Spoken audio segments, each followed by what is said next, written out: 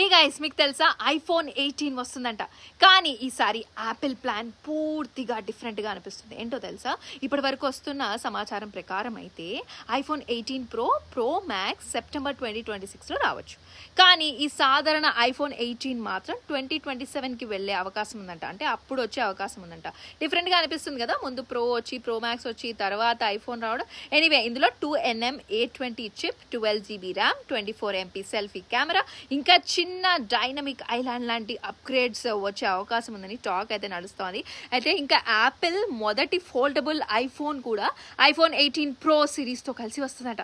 నేనైతే చాలా ఎక్సైటెడ్గా ఉన్నాను ఈ ఫోల్డబుల్ సిరీస్ కోసం. దాదాపు మనము ఈ ఆండ్రాయిడ్ వర్షన్స్లో చూస్తూ ఉంటాం, కానీ అంతే రేట్ కూడా అదిరిపోద్ది.